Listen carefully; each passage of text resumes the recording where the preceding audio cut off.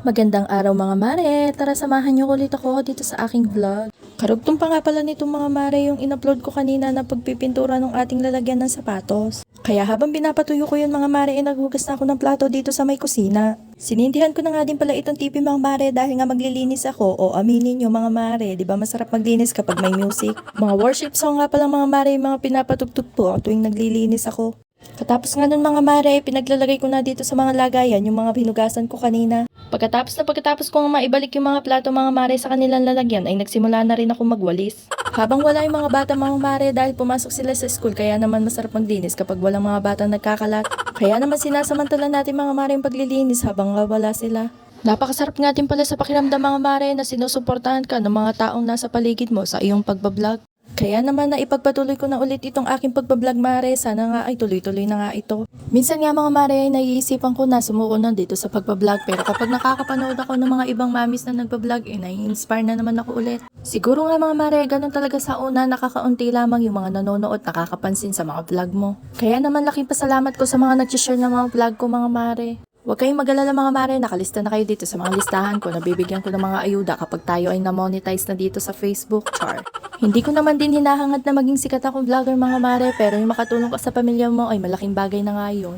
Maiba na nga ako mga mare, ayan na nga dumating na si mother na may dalang pantakip nitong ating lamesa. Kaya naman pagkadating niya mga mare ay tinanggalan namin ditong nakakalat dito sa lamesa at pinunasan ko na nga din pala ng basahan na tuyo. Makapal na plastic nga pala to mga mare, oh may kilala ka din ba nga nito, char. Niladlad ko na nga ito mga mare at saktong-sakto nga pala yung sukat nito dito sa aming lamesa. Siguro mga mare 10 years pa bago mapalitan ulit to, char. Lalo na nga't mga bata itong mga kasama namin dito sa bahay. Eto na nga mga mare yung ating finished product. O diba napakaganda? Pagpasensya na lang nga rin mga mare kung maingay itong aking voice over dahil nga nandito ako sa may tindahan. Katapos nga ng mga mare, pinasok ko na rin itong pininturahan ko. Sigurado akong tuyong-tuyo na nga ito kaya ipinasok ko na. Binalik ko na din mga mare yung dati niyang pwesto dito nga ito sa may ilalim ng hagdan. Puro nga tilaok ng manok yung background ko dito mga mare sa aking pag-voice over, char. Na mailagay ko na nga mga mare ay nilagay ko na nga din pala itong mga sapatos. Yung iba nga dito ay wala nang kapartner kaya naman itinapon ko na sa may labas. Halos nga pala mga mare nakaliitan na yung mga iba nilang sapatos dito. Kaya naman tinanggal ko na yung mga hindi nila nasusuot. Nagpicture nga pala ako dito mga mare at napansin ko nga itong cabinet namin na napakasigla ng kanyang kulay. Kaya naman hindi na ako nagpatumpik-tumpik mga mare, pinunturhan ko na nga ito ng kulay white. Magpapaka-aesthetic nga tayo muna mga mare. Hindi ko pa nga natatapos ang pagpipintura mga mare pero nakikita ko na nga na maganda nga yung magiging resulta nito. Matagal nga lang yung pagpipintura nito mga mare yung mga kasingit-singitan nitong ating mga cabinet. Tignan nyo mga mare, o diba napakaganda nga naman kung kulay puti yung kulay nitong ating cabinet. Kaya naman pinagpatuloy ko na yung aking pagpipintura dyan mga mare para nga matapos na itong aking ginagawa. Isi-second coating ko pa nga pala ito mga mare kaya naman abangan nyo yung aking second vlog.